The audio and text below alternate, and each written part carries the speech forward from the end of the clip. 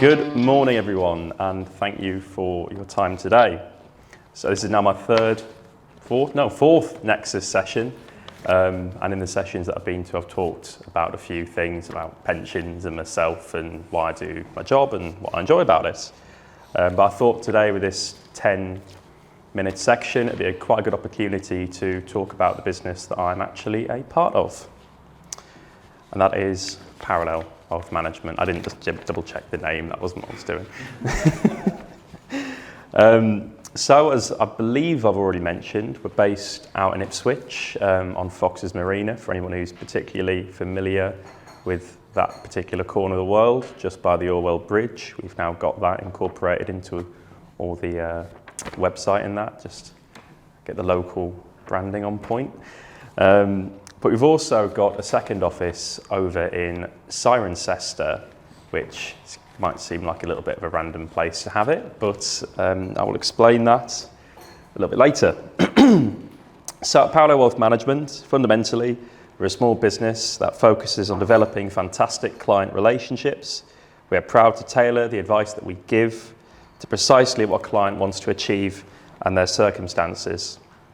We want to not just advise our clients, but also guide them along their financial journeys and be a helping hand they can call whenever they need to. It is partly for this reason that we decided to call ourselves Parallel, as we are beside you. The other reason is because Cirencester and Ipswich are on the same parallel, which I didn't know. There you go. Fun fact of the day. Save that one for the pub quiz. As of August this year, we've got over 750 active clients and a total funds under management of over £160 million. We have a diverse range of clients, ranging from, I probably could have not put range twice there, but hey. We have a diverse range of clients, ranging from executives and former executives of some of the UK's largest companies to local entrepreneurs and business owners. However, the business originally started very much as a, do you know anyone who wants financial advice, and grew naturally through referrals. As such, we're very much a practice that talks to anyone who wants to have financial advice, and many of our clients are just normal members of the general public who needed help with a pension or needed help with protection or had a bit of money that they didn't know what to do with.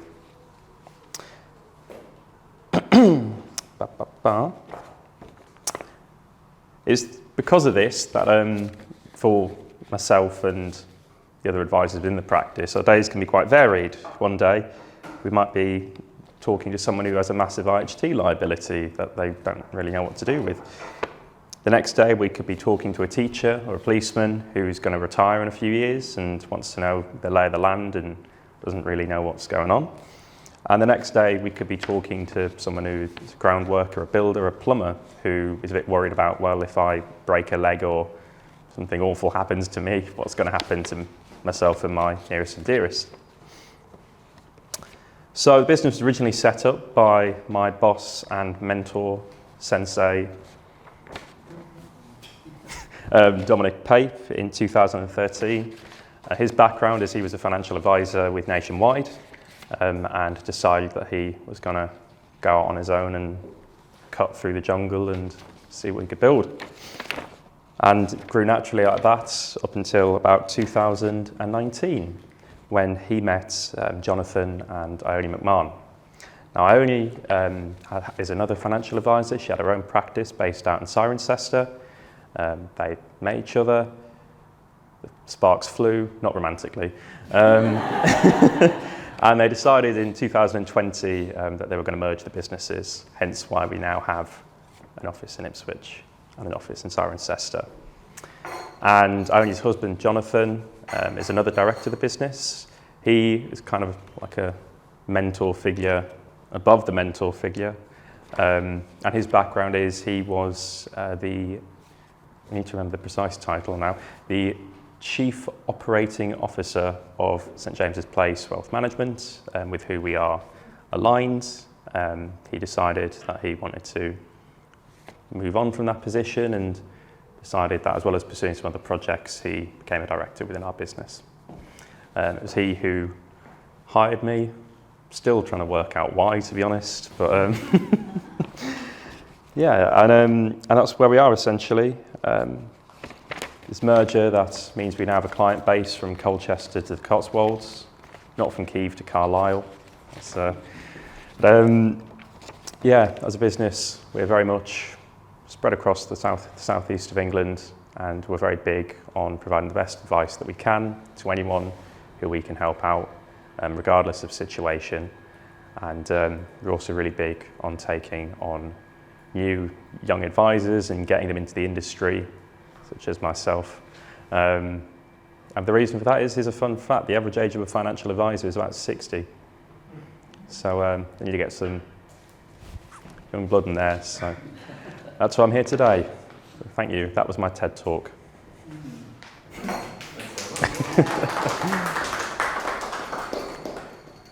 Well, I was just going to say that obviously a lot of people will want to see you in person.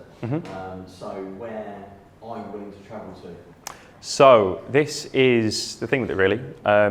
Because we've got the two offices, that's where we kind of have a bit of flexibility in that. Generally, if someone's in Bristol, wants to speak to me, might be a bit easier to say maybe you should speak to my colleague Ione, she lives an hour down the road.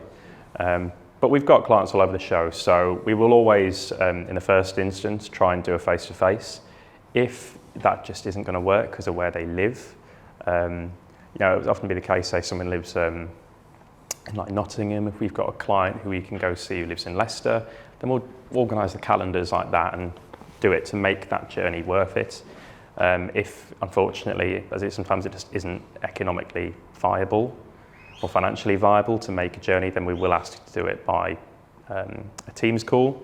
And a lot of our clients prefer to do it like that anyway, as it means they don't have to make us a cup of tea and come traipsing in. And so yeah, that's generally how it works. We'll speak to anyone, and we're always happy to set things up with a Zoom call, although we do try and get in front of people as much as we can. Sometimes that just isn't really financially viable or isn't convenient for either party. I've got a question, a statement and a question. So okay. Obviously I've referred you out to one of my clients who are absolutely delighted with your service, which is great. But I think it would be helpful for you to profile sort of your ideal referral, yeah. your ideal client for us. So for me, my ideal, and this is my own personal one, as I say, as a business, we will speak to anyone and anyone who wants some financial advice, really. But for me, an ideal client would be self-employed, kind of mid-20s to 40s, really, kind of making their way, setting up their own business, doesn't necessarily know too much about what their plans are towards the future. Perhaps they've come from an employed background and have started going their own ways as self-employed, and they're thinking, oh, I don't have a pension anymore, I don't know what I'm really doing with the money that I've got, and they're also starting to think, or some of the benefits I had with my old job, things like if I was ill, the sick pay, and they don't have that anymore. People who are in that situation are, I'm really finding myself, I'm really enjoying sorting them out. That sounded a bit rude, but just because I think it can make such a difference for their lives, and I particularly enjoy working with clients like that. And there's a lot of opportunity for me as well. You find with a lot of self-employed people, due to sort of lack of knowledge with pensions and stuff, they don't utilise their pension allowance and obviously save themselves tax. Yeah. Do you have access to the whole market? Or? No, so I am a restricted advisor. I deal with the products of St James's Place Wealth Management PLC and a carefully selected panel of providers. Yeah, that's honestly, in financial advisor school, there's a big chalkboard and they repeat after me. The other one is, what is it? I'm an appointed representative of St James's Place Wealth Management PLC, who are authorised and regulated by the Financial Conduct Authority. You should say that bit just before you actually book the business. We've got so many thousand funds that we actually do, and we actually will top performing funds in these areas and award-winning. Yeah. Exactly. The regulatory bit is just before you actually book the business. The Oh, So that's the truth of it, isn't it? Yeah. And the actual real truth of it is, if the advisor like yourself, you know what you're talking about and you're doing the right thing, it doesn't matter how many things you've got to go for. I want someone who actually knows what they're talking about. Yeah. Because that is the crux to it. Does the person know they do the best thing for me? Yeah. You've got 10 things to work for 1,000. The one who's knowledgeable will do better off 10 than the one who's... Also, the one thing I know with St James's Place is they do a lot of kind of research behind the scenes, so that you know you're always dealing with the best products. Oh, Yeah. I do, definitely. I've worked in the city for 17 years, so yeah. And their Yeah. marketing, I saw a thing in their marketing for like even fees, it's brilliant. They had 100 squares and they showed just with one and a bit just marked on deep blue what your actual fees were as a thing percentage. So the marketing is just brilliant. Yeah. A lot of people just... But I guess that then because It's good they are so support, isn't large, it? they've got the budget to do it proper. Although I will say, there's one negative thing. Mhm. I don't think the new branding is as good as the old. Yeah, that's an interesting one actually.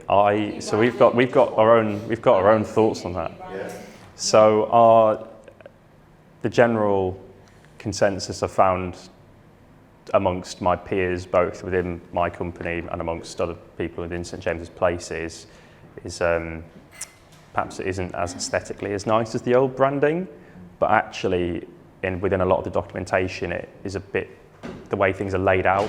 As you say, with the charge and stuff, we find it's a bit clearer and a bit easier to introduce to people. Colours and the crest type thing, is that trusting? Yeah. I can just, yes, we just... Excellent. Well, clearly, lots and lots of questions, and so therefore, really good excuse to have a permanent one-to-one with William outside of the meeting. But now that we know more about what you do and your business, we will do, and how you add value, let's do our best to bring referrals for the next meeting. Thank you. Thank you.